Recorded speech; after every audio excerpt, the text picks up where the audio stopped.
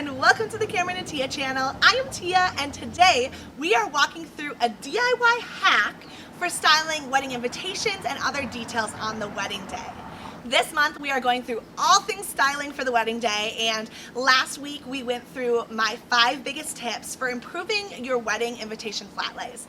And today we are talking about backdrops. So what I mean about backdrops is when we lay down the invitation suite, maybe the shoes, the jewelry, the rings, some floral, some natural elements, there's going to be something in the background of that photo. And so we typically approach this on the wedding day 2 ways. The first way is that we are bringing styling mats, and I will show you one in a second. The styling mats are easy because we can find the best light possible in the getting ready space, which oftentimes is kind of challenging. There's a lot going on in the getting ready space. It's full of people, hair, makeup. There might only be 1 or 2 windows. We're able to find that window, find that best light, and just whoop, roll out our styling mat, pick out a color that complements the details well, and use that. Best. We love it.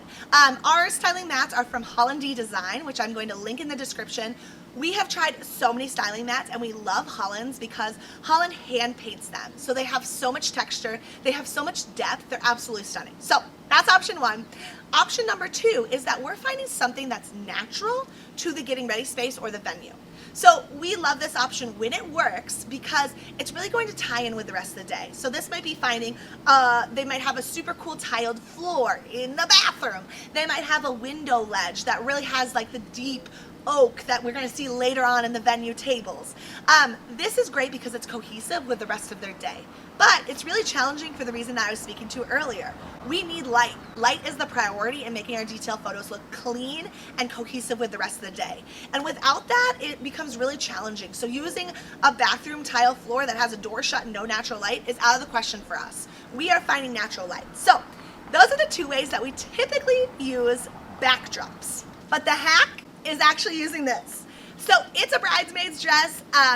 What we love about this is going to give us some sort of texture, whatever the fabric is. We can find the best light, lay this out, get this flat, and it provides a great canvas for doing our detail photos. So we'll ask a bridesmaid, hey, do you think we could borrow your dress really quick? We'll bring it back in about 30 minutes. We'll use it for detail photos. Sometimes we'll explain what we're using it for. Something else that's really handy about this is when we're talking about cohesiveness throughout the wedding day, this is going to be in multiple photos throughout the wedding day. It's going to be in bridesmaids. It's going to be in a ceremony photo. It's going to be a toast because the bridesmaid is going to be wearing this. So that means that these colors are spot on with how the rest of the day was arranged. Typically, our couples will plan a huge part of their color palette off of bridesmaids dresses. And so that means that this is going to be spot on, coordinated with the florals, coordinated with the ceremony backdrop, coordinated with reception installs, all of those things. And so it provides a great DIY.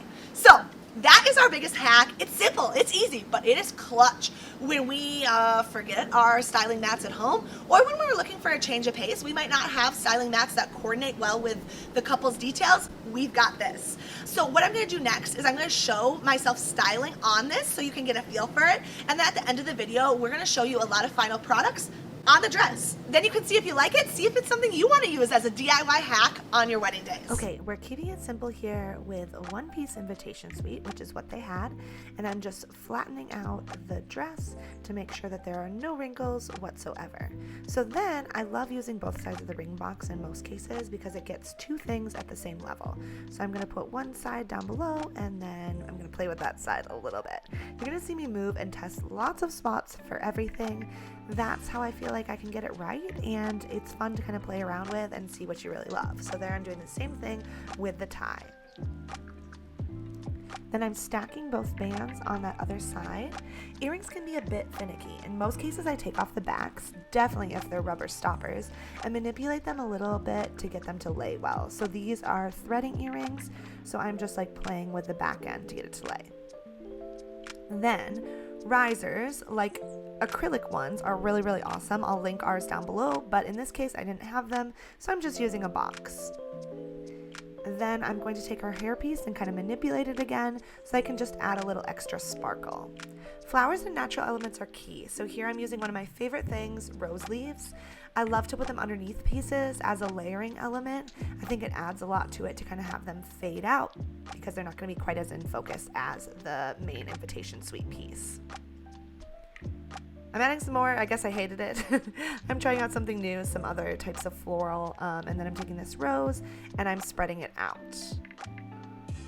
From this angle, I actually love the way the dark greens were contrasting, but I think I needed something fuller in that corner to balance out the entire look of everything since I have the tie on the bottom. So there, I'm actually propping it up a little bit higher. And so now I'm adding roses and larger blooms.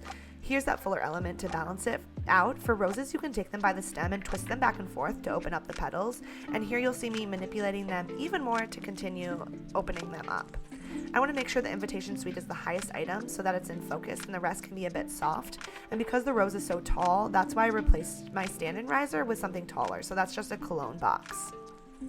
And now I'm going to add back in the leaves, and note I like them tucked in like that so they're layered again, and more florals. So as you can see, these details turned out really awesome. They look like we almost have a mat behind them.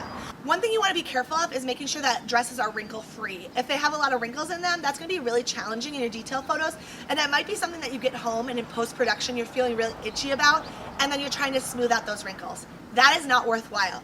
Pick a different dress, or often there's steamers in the getting ready room. Ask if they can steam it quick. That will save you a ton of time and energy. We hope you love this DIY hack. Join us for the rest of the month. We're going to be going through more styling videos. Get your details on point. Next week, we're going to be showing you a behind the scenes of me live, styling the details right behind me, going through a full thing of how we do the invitation, how we do rings, how we do all of those shots. So we'll see you next week. Bye!